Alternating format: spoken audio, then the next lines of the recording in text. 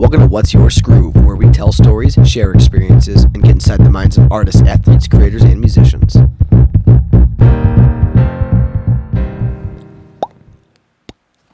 What are all these flies doing down I don't here? know. From my secret stash of food. You have like a bunch of treats under your bed that you don't share with me. My suitcase is full of open Doritos. Where is that bag of Doritos, by the way? I know I bought one last time I went to Meyer and I haven't seen them. Ate it the other night. Got hungry. Did you really? Mm-hmm. Eat the whole bag of Doritos? Mm-hmm. You didn't want any, did you? I guess I shouldn't tell you about those cookies I bought. I already ate those. You know where my stash is. What's up, everybody? Welcome to episode 35 of What's Your Skroove. Today's guest, nobody. My guest today is Kenny Lindsay. Thanks for coming on. This is my show. I own the show, and this is sort of one of those programs so cool. where, like a student wants a day on the job, kind of like we did earlier in the year. You're here. This is why I'm here. Wait, what? Totally turn it on me. I'm like a little, like, I can't keep up with you, so like you spin my own jokes on me. Well, the front fell off. The front fell off. Today's guest. No, I'm just kidding. So today is I got the googles. Thursday. Today is Thursday, and it's August 16th. Before the show, I was perusing the World Wide Web, The interweb. the information superhighway, because that's what WWW stands for, World Wide Web. Yeah, were you born in a barn? Well, I'm just, in case we have anybody who's born in a barn who listens to podcasts. I wonder what the HTTP stands for. What if it's like HTM? Who knows? Who cares? .com. These questions. Commercial. Is it? Oh, yeah, because .gov's got... Wow. I learned something new today. Anyways, on the World Wide Web, on Mark Zuckerberg's, the Facebook, and not Mark Zuckerberg, somebody shared that today is the 19-year anniversary of one of our childhood favorite shows, Rocket Power. Love that show. Well, you always thought yourself as Reggie Rocket. I always thought I was Auto Rocket. I always thought I was more Tito. You were Did you not hear what I said? Yeah, Tito. The guy who made all the food? Yeah. The cook? Yeah. No, I was more like Squid. No. Twister, the video camera guy. Yeah. Twister. Remember the guy been saying that? That's what he sounds like. We're siblings. I'm Auto Rocket. You're Reggie Rocket. I'm like Twister. No, you were like Reggie. I was like, I keep getting this confused again. You turned it on me. Anyway, and they said who did their soundtrack, and it was, hang on, they're formerly known as the Wipeouters, which is a strange name, but we know them as Devo, who do this song "Whip It," which correct that whip. Break out. Anyway, I don't know if that's the only song that they do, but that's the only one that I know by them. But I thought it was super strange. But now that I hear the Rocket Power theme song, Free your riders on a mission. Rocket Power, I can hear that out of them. And then it went it was like a little video clip, and it just kept looping the theme song. It was like giving facts, and it talked about like some of the obscure terminology. Like Shooby was one of them, which obviously is somebody who wears shoes on the beach, but typically an annoying tourist, right? Local Shooby, yeah. You have socks and sandals on the beach. Yeah, you don't do that. Frickin' Shooby. And you kook. It's like another word for kook. Excuse me, it is kind of like another word for kook. And then there was Wiggity, wiggity. Yeah. Remember we had that secret handshake and like we'd like. Do you remember this? Yeah, I think so. It was something like this. So you go like this. So you just slap my hands. I slap your hands, and then I think we'd turn around and we'd do this with our cousins. Like we'd go that way, and then we'd go that way, and then we'd woogity woogity. Do you remember that? Kinda. Young. Not really. Yeah. Really? Yeah. Probably just repress that. Probably repress that. There's a lot of weird things from our childhood. Anyway, so that was pretty cool. 19-year anniversary Rocket Power. We loved that show growing up. Loved that show. Rocket Power was a huge inspiration, the inspiration for us doing 24 sports and 24 hours on the summer solstice. There was a episode It's called like The Longest Day. The Longest Day, yeah. Where they go and do all these different things. Like they go surfing, they go ride their bikes up like Mountain the tallest biking. mountain. I think it was a volcano. That was the last part of it. Was they had to get up the volcano. So it was the longest day of sunshine. It was that because you know who ended up doing it was Squid because everyone else didn't pace themselves. Yeah. And he was the one who made. Well, they had to verse Lars, Twister's brothers. Yeah, Lars, Twister's older brothers and his goons. Yeah, and the goon squad. Yeah, I love that. So that was the show. inspiration for Summer Solstice, which we still haven't really released. All it was like a Snapchat video and like a GoPro video. High hopes and aspirations for it. Yes. It's a great lesson, kids. And it was. I'm so glad we did it. That was like. Oh, it was a blast. That was one of the most. The longest day of my life, literally. 2 years ago, but that is a great lesson in content. And we talked about on episode 34 with Chester about all the content he was putting out when he was working with the Red Wings. If you don't edit your content right away, it is extremely easy to let it build up happen. and never have it edited. It never happens. That's what happened with that. We would make like a short little movie out of it, Yep. and we just kind of kept waiting and waiting. We made like a 60 seconds of Skroove out of Snapchats with it, and then we made it like a GoPro video. And you're like, we'll kind of wait until this, and we'll start editing it. Once time goes on. But it played a role. It was for that fun. day that we bought my DSLR. I bought my Canon T5i. I think I have a T5i. I bought that, so we had a headphone or an onboard mic jack. And we bought the camera light. Because we're gonna make like a movie. Yep, short movie. So it kind of really pushed us a little further into the DSLR world. So everything plays its role. Great lesson though. Edit your content as soon as possible. I couldn't agree because more. it stacks up. I wanted to make, and it's easy not to edit as time goes on. It is very easy, and it's a million times more difficult because you forget when you know where your files are and what shots you got. That's why like daily stuff is a little easier than shooting all the stuff and making a big movie, because if you just do it the next day, you know what files, what shots you got, and it's very easy to slap together. So yes. And I'd also want to point out, if you're listening to us, be sure to check out the video because I have a very nice pimple coming in right on my forehead. So sorry to all the viewers. Larry, zoom in on that. Yeah, get in on that. Anyone who has to look at that. I must just be stressing. I'm kidding, I'm not stressing. You're sweaty. I'm just sweaty, and then I'm wearing my hat, and I think it just rubs and irritates it even more. Take a shower. I know, I haven't showered in a week. No, I'm just kidding. Discover Weekly? Discover Weekly. So, I'll go first. Discover Weekly. I brought it. Brought a prop. My Discover Weekly. Boda Box. Also one of our sponsors. No, I'm just kidding. Boda Box is boxed wine. And it's not your, when you hear boxed wine, like slap the bag, Franzi. Is it Franzia? Collegiate tailgate boxed wine. No. Crappy wine. This is very good wine. So they make the big box, which I have there, the Boda Box, and it's 3 liters, which is equal to 4 bottles of wine. And that one was $20.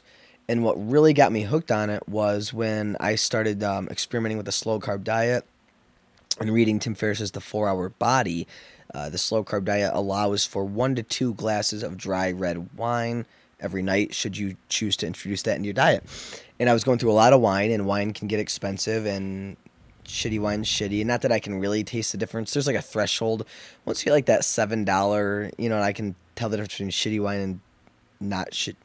$3 wine. But after that, I'm not like a sommelier. I can't tell really expensive from middle of the ground $10 bottles. But I would compare this to Blackstone was like it was like $8 or $9 a bottle. I was a really big fan of their Merlot, and this stuff is incredible. I know you like it too.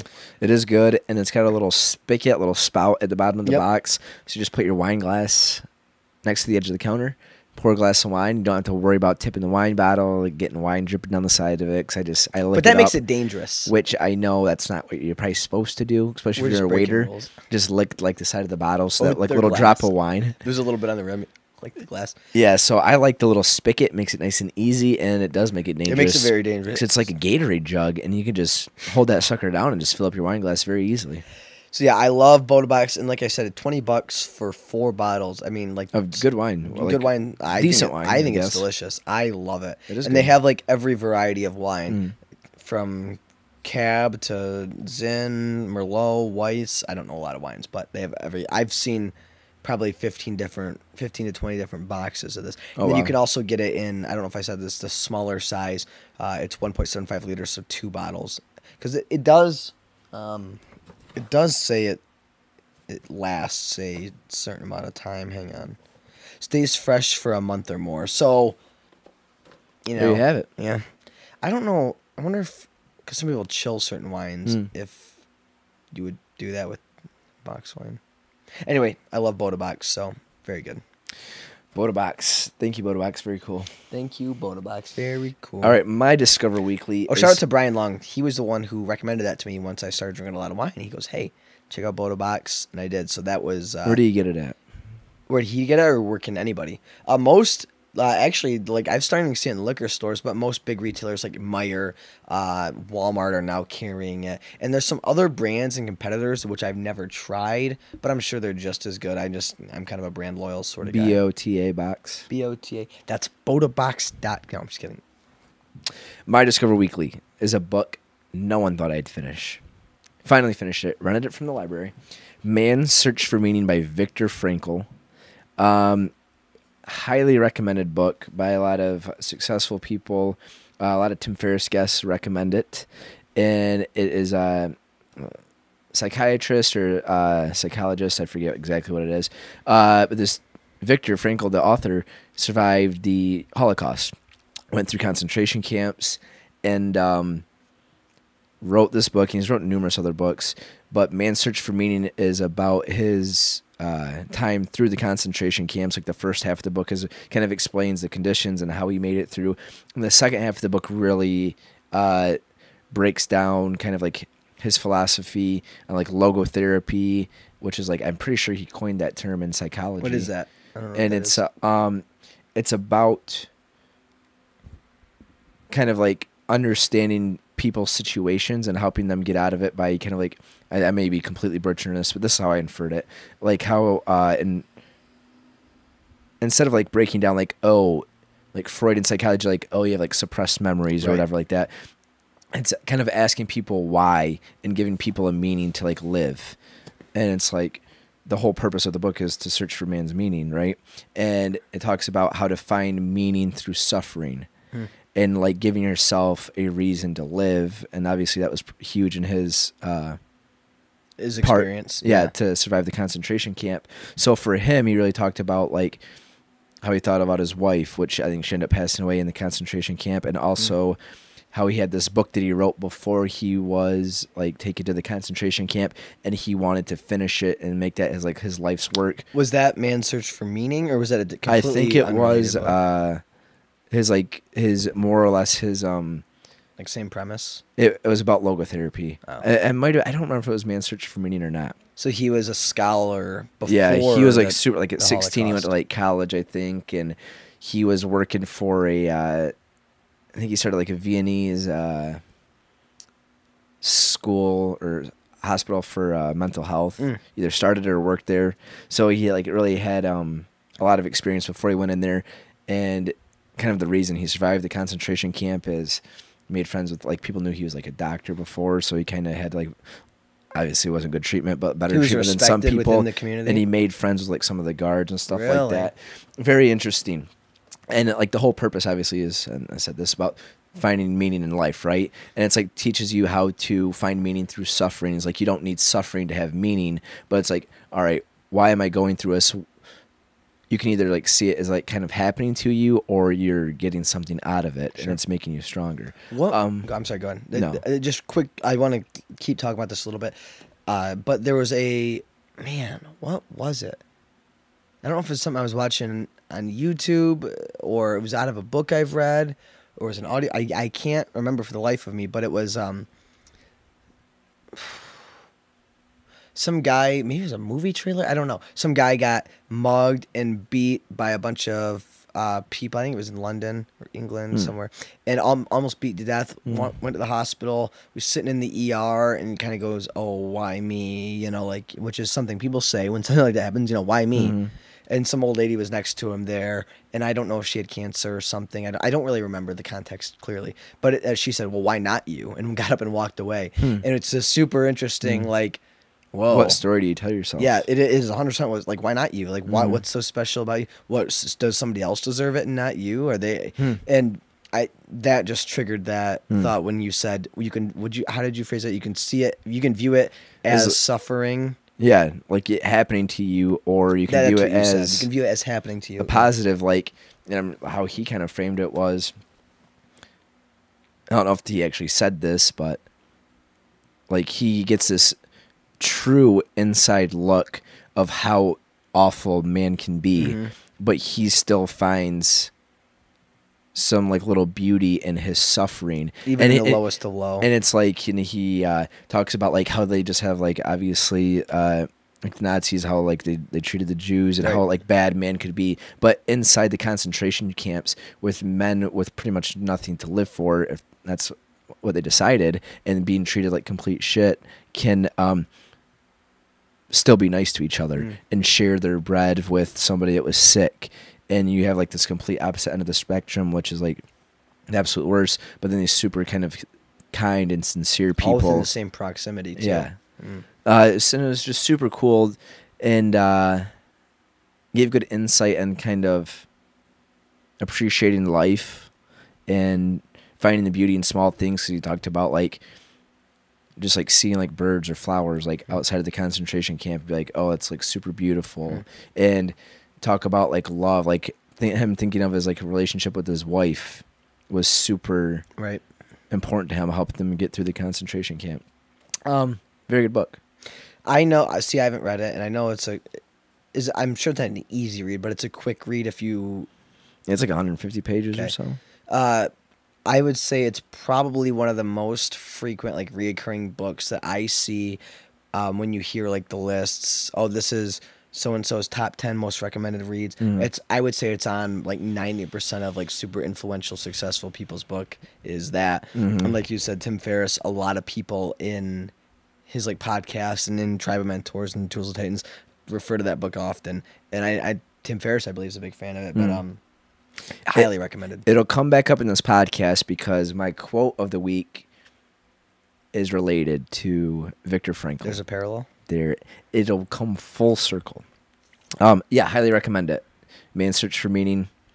I'm sure it's at a lot of libraries. I got it at a library. And if you've been waiting for it to Ferndale Library for about 3 months, it should be back soon. Yeah, I'll return it the next couple days. There you go. Man's Search for Meaning. What weekend recap? Yeah, weekend recap, Kenny. So last weekend. Let's start with Thursday because I think that was part of the weekend preview. So it was something we were going to do. So Thursday was Action Water Sports, one of our Skroove authorized retailers, Fenton, Michigan. Where's it? Off Old US 23 Highway. Yeah. It was their grand reopening. They remodeled. They added bunch would space. you say almost doubled in size? Probably close to doubled in size, at least in width. And they had this grand reopening party. They had live music. They had free booze. They had drinks, free food. Free food. And the food was incredible. Giveaways. They had Oberon, good stuff. Yeah, giveaways. I got these shoes and these shorts here. Is Kenny's been giving me a hard time. He goes, you've been wearing that almost every day. It's because I'm kind of a creature of habit. When I find the same pair of jeans I like, I buy a lot of those same pair of jeans. I want to buy some more of these, so I have a nice inventory of them. Like when I found a pair of Levi's that I really loved, I went back to buy more, and it turns out they're discontinued. So I had them call or check the inventory system for all the U.S., and there's like 2 or 3 pairs in Vegas or Nevada, right outside of Vegas, and they shipped them to me, so I bought all those out. So when I find something I like, I really latch on. So yeah, it was a blast. Beautiful addition to the store. Yes, it was great seeing our friends at Action. We hadn't been there in a while, so it was nice. I had a good time. Went with the fam. Skroove gear. They still have Skroove gear in there. We gotta get them restocked. Authorized retailer. Check them out. Went with the fam. Had a good time. Yeah, it was fun. So that was Thursday. That was Thursday. Friday, went to Chester Pink, which we just recorded a podcast with him 2 days ago. Episode 34. Check that out. Very great. But Chester Pink, he's a photographer, videographer, promoter, artist. Through this event in Detroit at the Eightfold Collective Studio. Yep. Called The Room is Spinning. This was the third one, so it was volume 3. Yep. And we didn't really know what to expect. But he's like, you guys should come. It was not what I expected at all. I didn't really have any expectations for it. I was just like, yeah, this would be something fun to do. I didn't know what $10 to tickets. expect. It was a blast. Oh, it was incredible. It was the best $10. That could have been a Discover Weekly. Like that's something. That was a good time. $10, and when with entry you got 2 free beer tickets. Mm-hmm. And they had good beer. They had like Heineken, and they had all sorts of. They had nice choices. And then they had a taco vendor in there, Taco John's. We didn't get to experience the tacos. Kenny said he forgot to. We were talking about it. I didn't forget to. I went to go get one, and there were a lot of chicken tacos, and I didn't want a vegetarian taco.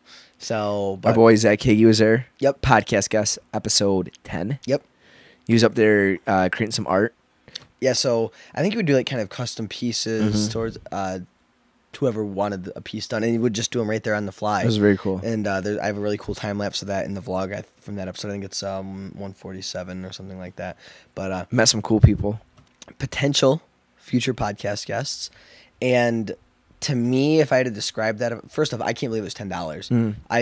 I usually would have paid. Well, what we found out about Chester is very value driven. Very value driven. We talked a lot about that on his podcast. I would have paid a lot more especially for future experiences like that. I very much enjoyed it. To me, it reminded me of those scenes in Austin Powers when they're having like the huge parties in the 60s, like it is like pad. If that was brought to like 2018 and modernized a little bit, it was that vibe. It was very retro, very good vibe, very good energy, very artsy culture. Just the people there, you could tell it was like nobody really cared what everybody thought, but not in like a pretentious way. It was like if people wanted to dance, they'd dance. They were themselves, and it was so unique. It was super cool too. One of my favorite things, they had this TV wall with like a bunch of retro old TVs, like box RCAs. Yeah, and they had a camcorder hooked up to it. Yes, with just like the yellow wire plugged in. So it would like the colors on the screen were super trippy. You had it pointed at the dance floor and on the DJ. It was super cool just to see like that TV wall there. It was a blast. They had a graffiti wall out back, which you could just like spray paint whatever you wanted on it. Yeah, we thought it was like all artists only, so we were like, oh, getting it was for anybody. So you better believe we tagged the Skroove logo on it. But Chester, great event. That was a blast. That was Friday. Yep, we had a ton of fun. And the room is spinning, or Detroit is spinning is next, potentially August 9th. No, 10th? September 8th or 9th, I September, think. August, that already happened. And then we Ubered back to Ferndale. Yep. We're going to stop at Jay's. Well, we called an audible. We were going home. Yeah. Then we called a reroute on the app and decided to go to Jay's, hustling to catch last call. Go ahead. We did not. We did not. Went to Soho. But even in the Uber. Because we had to walk back. First off, in the Uber, we had like a super awesome Uber driver. Her name was Wendy. And she was cool. She loved our energy. We liked her energy. She was very sweet. And she was asking about her camera, so we told her about the brand. So she said she'd follow us and ask a question for the podcast. So, Wendy, we hope that you do ask us Submit your question. If we like it, we'll give you a free tea. And you did. She did comment on something. She said she just posted on our wall. On our wall, or that's what she did. Yeah. So Wendy, it was great meeting you. It was great meeting you. If you're listening, we went to Jay's. Missed last call. Soho. Erin, our girl, was working. Hooked us up with a shot and a shell. Yes, shot and a shell. And some whiskey. Will you lay that out for people that don't know what that is? Had a PBR. Shot and a shell is this term that you throw around at a bar, perhaps. You want to go get a shot and shell, you'll get a shot, shot of whiskey, perfectly accepted, and a shell, pint of beer. I would say, I'm sorry, encouraged. Yeah. Shot and a shell, shot of whiskey, pint of beer. Yes. It's a great combo. Joe Lucido taught us that. He did. And speaking of Joe Lucido, Saturday was his wedding. We'll get there.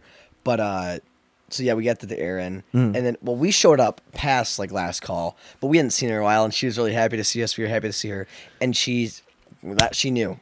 Whiskey and a PBR, a Jameson and the PBR. She hooked us up. That's a good combo that I feel like we frequent often. A Jameson and a PBR. It is. That's a tough duo. That is a tough duo. That might rival PB&J's.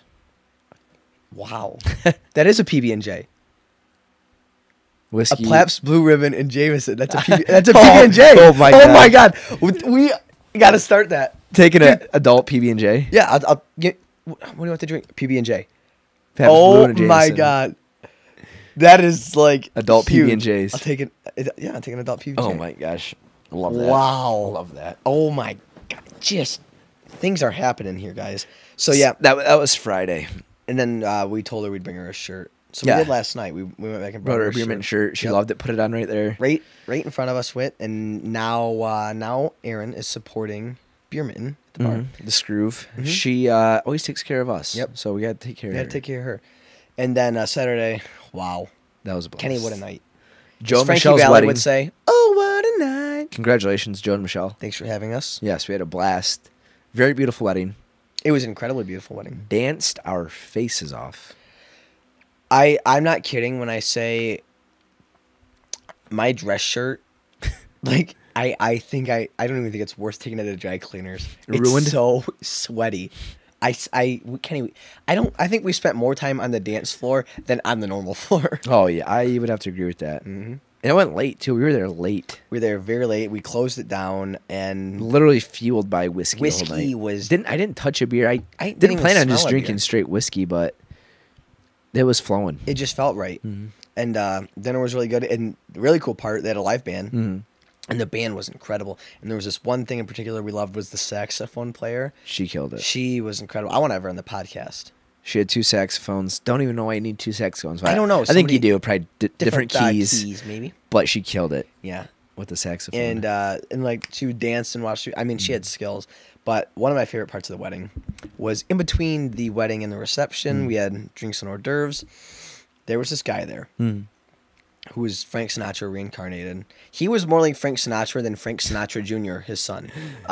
This guy had just moves. Oh, he had the silver hair, you know, Swagged in the out. tux, and I think he had a red carnation on. I think that the little red flower, and he had a keyboardist and a drummer. I mean, that's all he needed. So smooth. And he was so suave. He was singing every Frank Sinatra hit, and he was dancing and snapping. I mean, the guy had more mojo than anyone in the room. That guy was the bee's knees. He was the bee's knees. I want to have him on the podcast. I want that guy to do a Groovy Scroover session. Dude, I told you if we did that, he would sing the entire time. He wouldn't even talk. I don't think he knows how to talk. I think he only sings.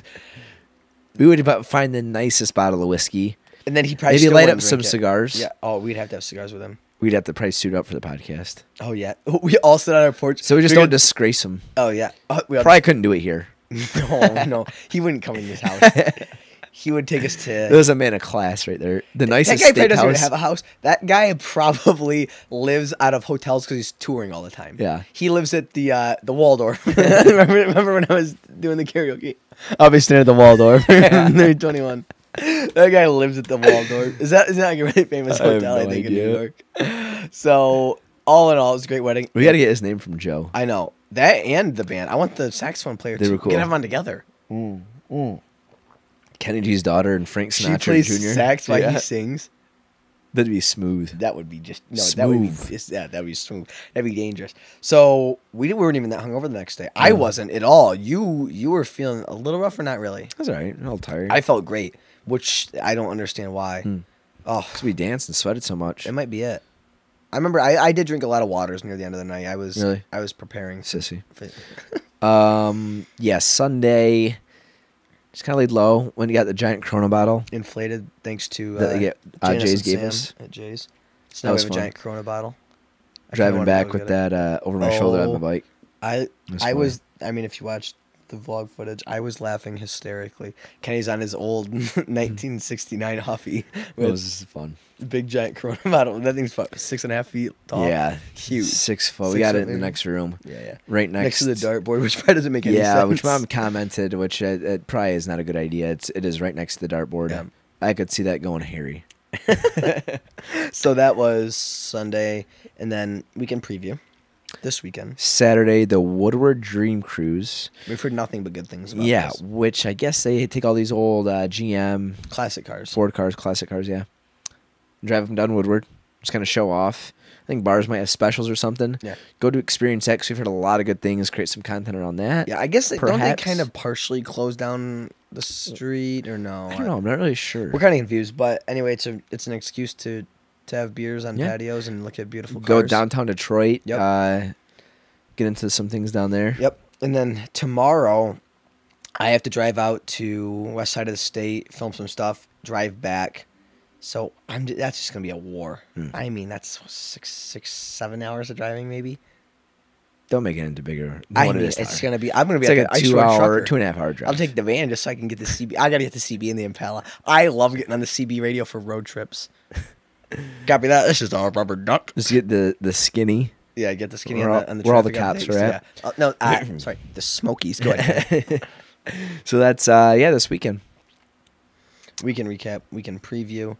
It's Thursday already. Yeah, it As is. Sarah so politely put it in our group Snapchat. Friday, Junior. That is Hey, very, Junior. that is very Friday, true. Junior, coming at you.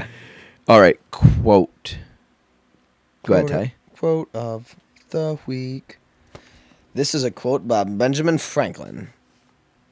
Well done is better than well said. I love that quote. That's a good quote. It's simple. Simple and to the point. Kind of like my one last week. It was very simple and to the point and carries a strong message. Mm-hmm. I mean, it reinforces that concept that I keep bringing up, especially with my last quote and what we talk about a lot. Action is better than ideas. Mm-hmm. You know, it's just... A lot of people talk. They say the graveyard is the richest place. Yep. So, well done is better than well said. I don't know. That just it makes me smile. It's satisfying to me, and I couldn't agree more. So, shout out Ben Franklin. I like that. And they say the graveyard is the richest place, not because people get buried with a lot of valuable things. It's 'cause like the granite gold. tombstone. Oh, no. Not like gold or necklaces or chalices or treasure. Which would be super cool.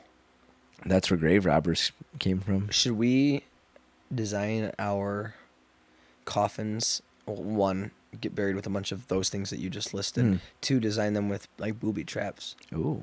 Leave a map behind. National Treasure Laugh at style. people from the afterlife. Huh? Laugh at people from the afterlife.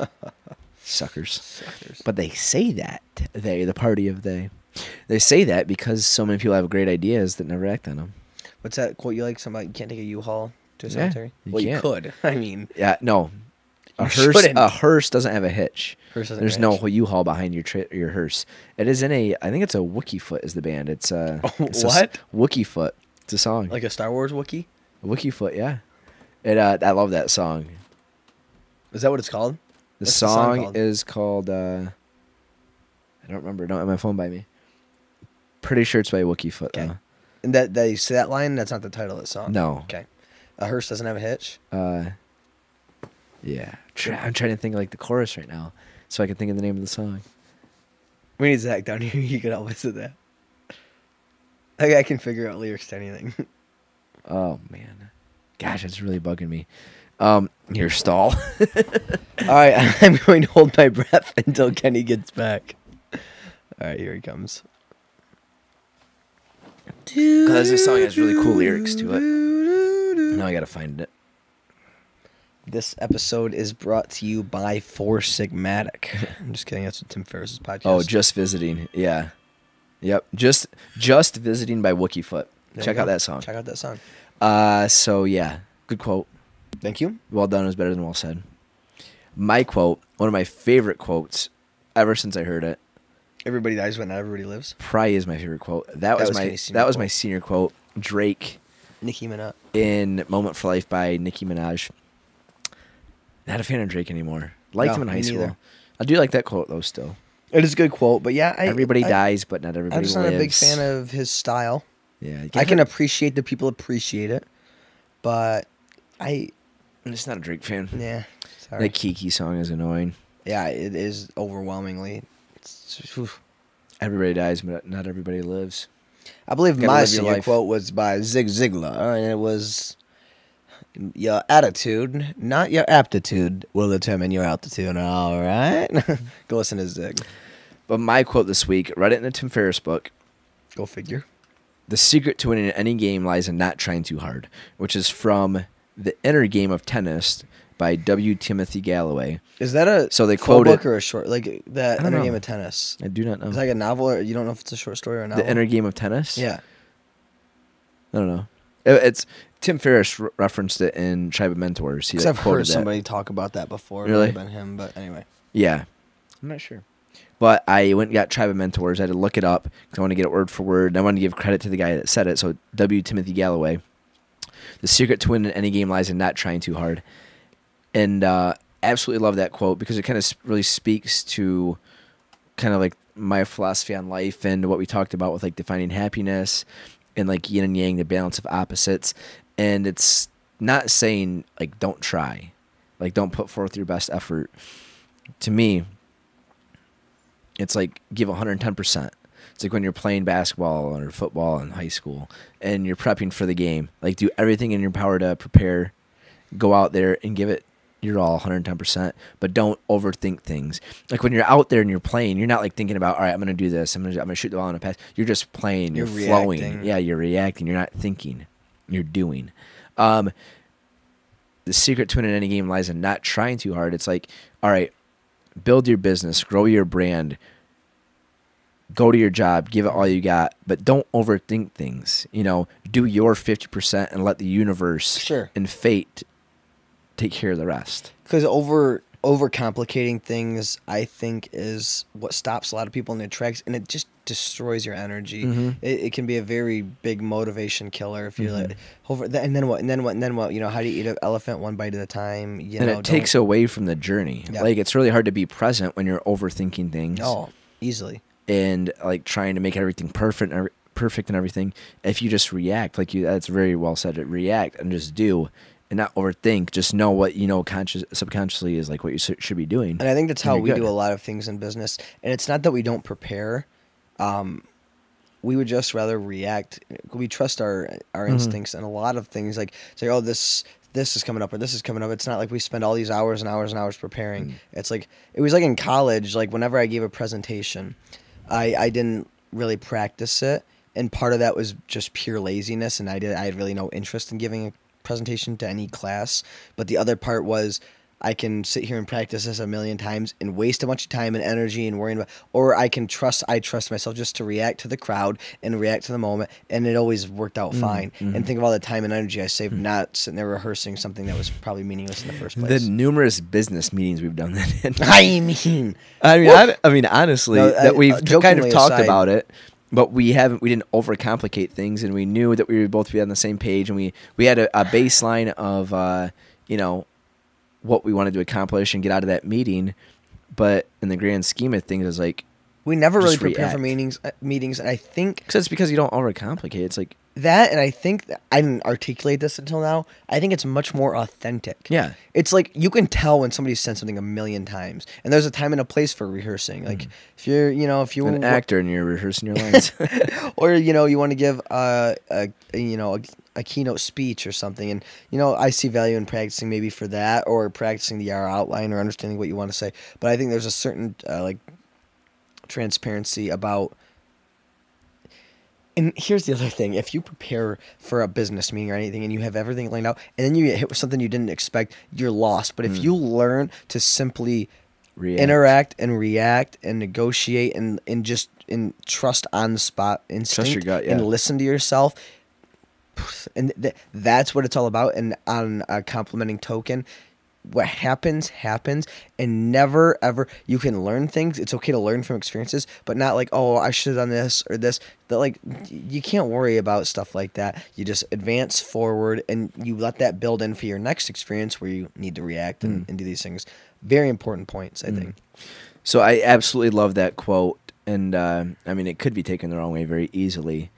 It's a bit of a quote. I think it's in the eyes of the beholder, a lazy right? person, perhaps. Yeah, sure. Exactly. But I think it's very powerful, and it absolutely speaks volumes to me. So when I'm looking up this quote in Tribe of Mentors, I told you Viktor Frankl would come back around.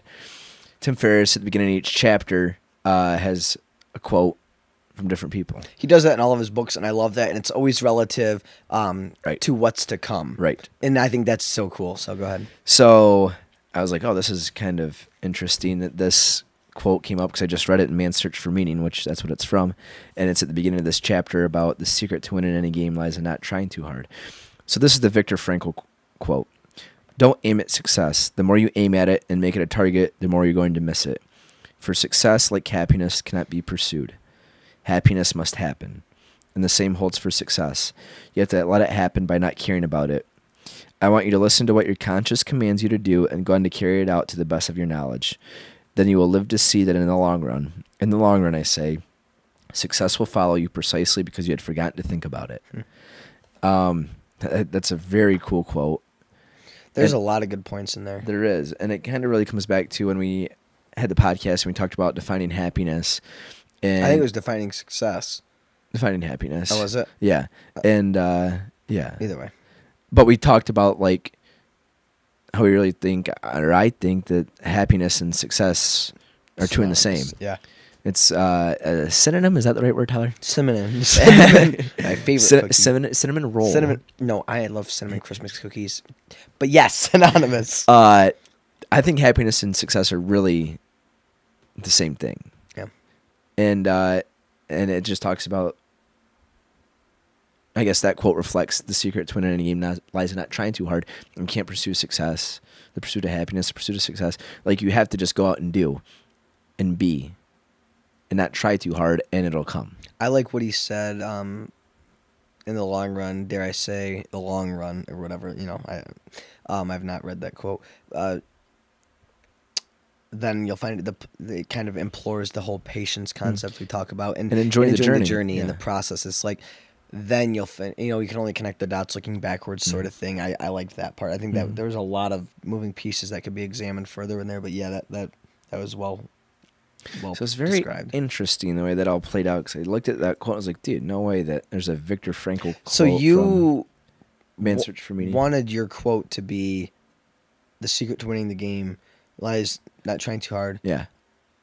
How did it tie? You just remembered it was in that book? How No, did you find I was looking up that chapter because I wanted to get the guy's name right that said that quote, because I knew it wasn't Tim Ferriss. And then you and saw I remembered where it was in the book, because I bookmarked it. And then it. you didn't remember Viktor Frankl had that passage in that same chapter? Yeah. Oh, that was the opening really quote to that's that chapter. Yeah, it was pretty sweet.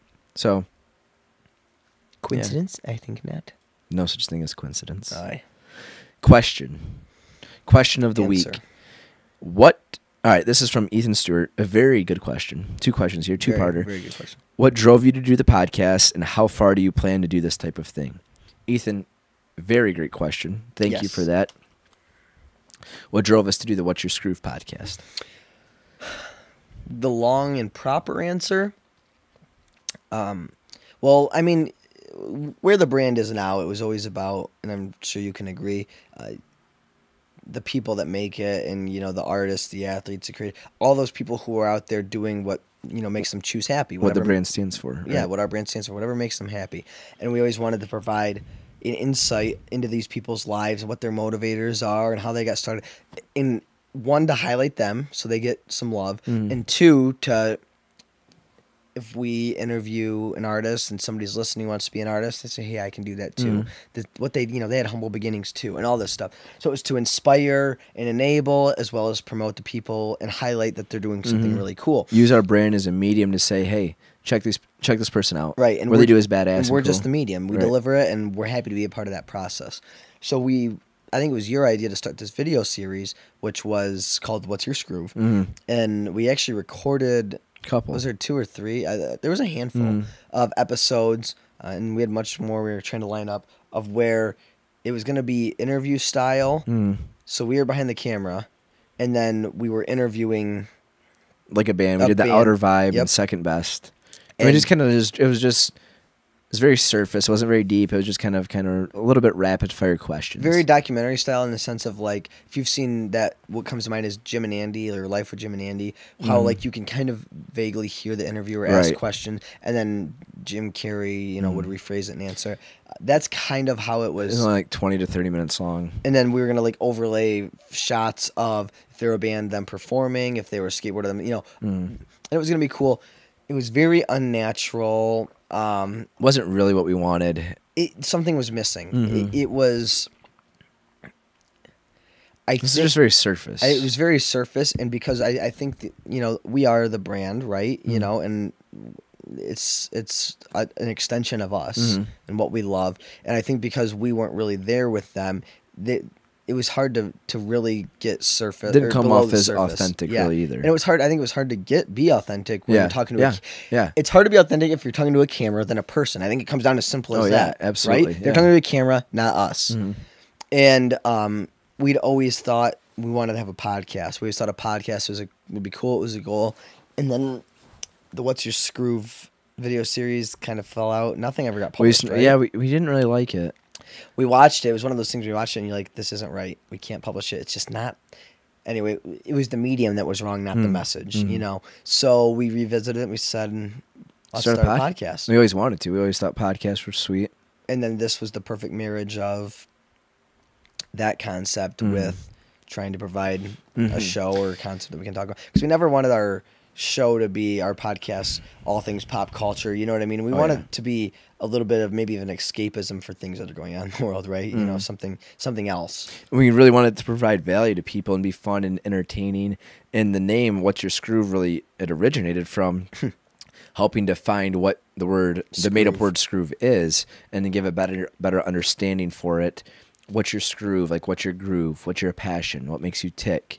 And once we started doing this and really diving into people's stories, we also correlated it with, like, kind of what's your story? Yeah. You know, why do you love what you love? Yep. Like, and how did you get here?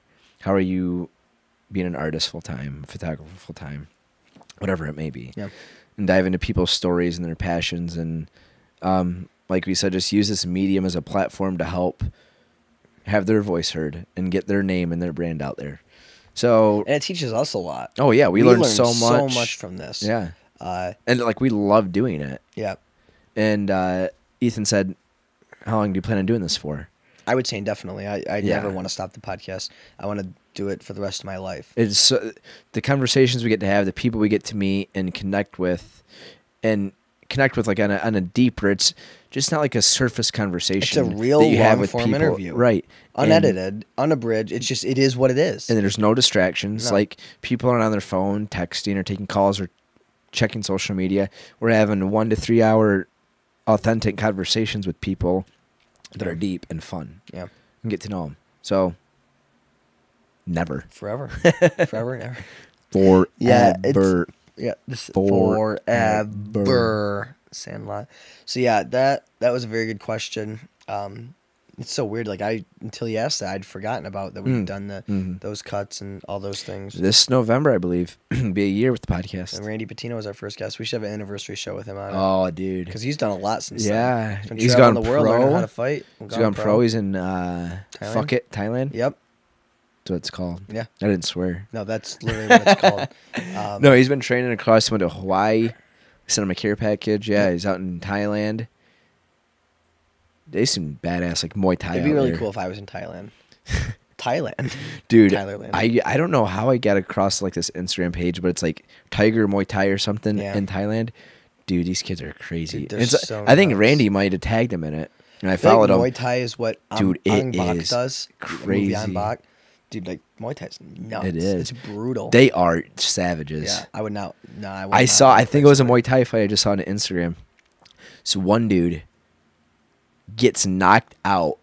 Is like knocked out like for a second, like falls down, stands right back up, starts like punching this dude, kicking him, and then knocks out the dude. No. It was insane, Dude, bro. yeah, those guys are incredible. They are. I feel like they are probably one of the most like vicious fighters, because I feel like a lot of Muay Thai fighters take extreme knockouts, and a lot of them take like ungodly amount of like kicks I've seen that, and they don't get knocked out. It's crazy. Yeah, I feel and I could be wrong too, but I feel like Muay Thai is one of those like striking arts where they do a lot of like intentional fractures to make your bones stronger. Like they use, you know what I mean? Like you do what are those called? Minor, like microfractures. There's another term, but something like that to like regrow your bone. I mean, dude, they're just brutal. They're man. savages. Oh, it's incredible.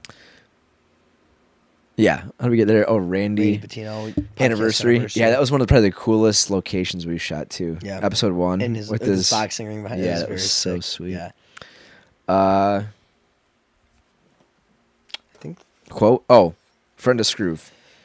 Friend of Skroove, naturally. This week's Friend of Skroove, Chester Pink, was on podcast 34 2 days ago. 2 days ago. Is the dude that put on the Room is Spinning Volume 3 event. Yes, and his podcast was incredible. Extremely value driven. If we had to recommend a podcast for people to listen to, anybody who it'd be that podcast. Wants to journey into the world of self-employment, non-traditional income, artist, athlete, creator, musician, anything where you're really busting your passion to make a living. He lays out a very practical roadmap on how he did it, a very true to life story, and it's a lot of the advice he gives is a lot of advice I would give myself to other people. So if anybody was looking for an episode to start on, or really wants to learn some insight on how we got to work for the Red Wings and work and tour with Grizz across Europe and bands across the U.S., tells you how we did Very it. 5149. Very value driven. Very value driven. And it's one of my favorite episodes. And there was a lot of laughs in that episode. It was fun. It was fun. It was a great balance between seriousness, value, and messing around. Laughter. Good old jokes. Good old some horn swaggling. Huey Maloons got brought up. But yeah, episode 34, Chester Pink. I am Chester Pink on Instagram. Follow him. And he has an event coming up, like we said, September 8th or 9th. Yeah, I think the Instagram to watch for that is Big Pink Loves You. Yep. And he promotes it on his own, too. Yeah, but follow him so you know when this event's coming up. You're going to want to be there. Detroit is spinning. Yep. We'll be there. We'll be there. Will you? This is episode 35. Of What's Your Skroove? In the books. This is your hosts signing off. Remember to submit questions. Yes. You win free gear. Share the podcast. Let us know what you think. Subscribe, leave a comment and a rating. All those cliche things. Thank you for tuning in. And we'll see you next week. Peace. Thank you guys so much for tuning in. All episodes of What's Your Skroove are available on iTunes. And if you like the show, be sure to rate, subscribe, and leave a comment. As always, there are free stickers on our website, www.skroovco.com. We'll see you guys next time.